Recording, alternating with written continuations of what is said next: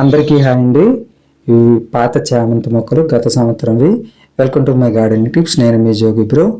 ఈరోజు చామంతి మొక్కల్లో గార్డెన్లో నాకు చాలా సమస్యలు వచ్చాయి. ఈ సమస్యలన్నింటినీ ఇప్పుడు అరికట్టకపోతే మనకు ఈ సంవత్సరం పూలు అన్నవి చక్కగా విచ్చుకో పూలు రావు. కాబట్టి ఇప్పుడే మనం వీటి మీద సరైన గురి పెట్టి సరైన ట్రీట్మెంట్ మనం ఇవ్వాలన్నమాట. ఇదిగోండి చూడండి, ఆకులు కొంచెం ముడత పడిపోయేట్టుగా కూడా వచ్చి ఆకు ముడత వచ్చేసేట్టుగా వచ్చింది. చూడండి ఇక్కడ ఆకులు కూడా చూడండి ఎలా ముడతలు పడిపోయి. ఇంకా కిందకు చూడండి, అక్కడ గొంగలి పురుగు, బెద్ద పురుగు తాలూకా టాయిలెట్ బాత్రూమ్స్ అన్నమాట అక్కడ ఉన్నాయంటే ఎక్కడో ఉంది. అది ఈ విధంగా ఇలా ఉంది పరిస్థితి. ఇంకా చాలా చాలా ప్రాబ్లమ్స్ ఉన్నాయి.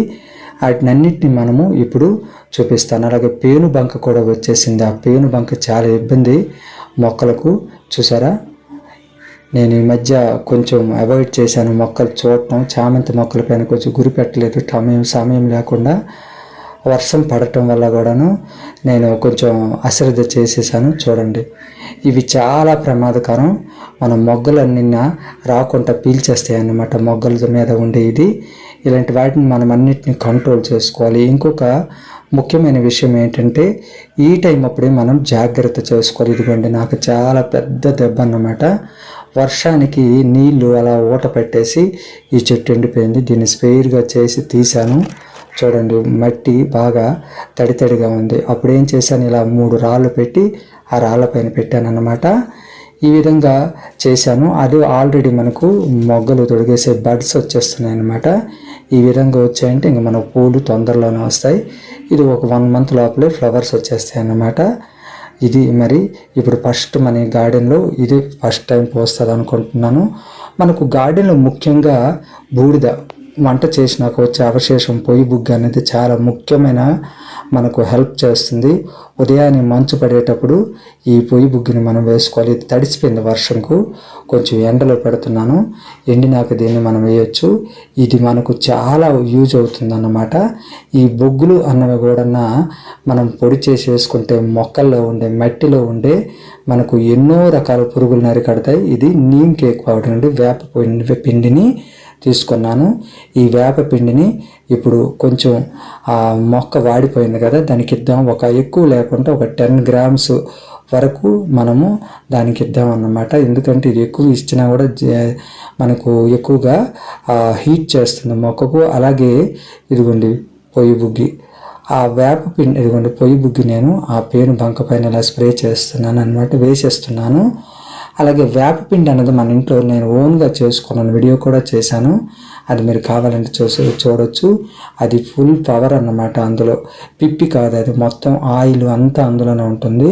కాబట్టి అది కొంచెం జాగ్రత్తగా నేను వేసుకోవాల్సి ఉంటుంది. ఇంకా కంపల్సరీ మనకి ఎంత కాదు, ఒక 40-50 రూపాయలు వచ్చేస్తుంది ఒక స్ప్రేయర్ బాటిల్ అలాంటివి తీసుకుంటే. ఇది మనకి ఎంతో యూజ్ అవుతుంది. ఏమీ లేనప్పుడు మన ఇంట్లో ఉండే దానితోనే ఇటువంటి పురుగులను అరికట్టుకోవచ్చు. చామంతి పూల మొక్కలపైన స్ప్రే చేసుకోవచ్చు. ముఖ్యంగా మనకు నీమ్ ఆయిల్ అన్నది ఉంటే చాలా బాగుంటుంది, అది చక్కగా స్ప్రే చేసుకోవచ్చు.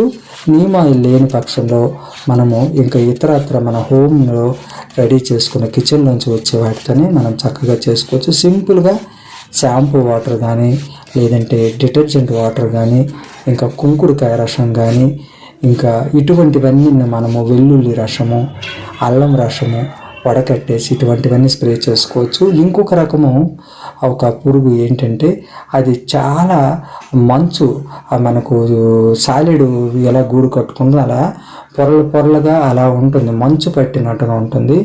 అది మనం గుర్తించడం చాలా కష్టం. ఇదిగోండి, ఈ తుమ్మి పూల మొక్కకు అది పట్టేసింది అన్నమాట. దాన్ని కూడా కంట్రోల్ చేయడానికి నేను స్ప్రే చేశాను. మన మల్లె మొక్క ఇప్పటికి కూడా బడ్స్ వస్తున్నాయి. రోజుకు కొన్ని పువ్వులు వస్తుంటాయి. ఇప్పుడు పూత అయిపోయిందిలేండి. రోజు కనీసం 2-3 ఫ్లవర్స్ అయినా వస్తూనే ఉన్నాయి.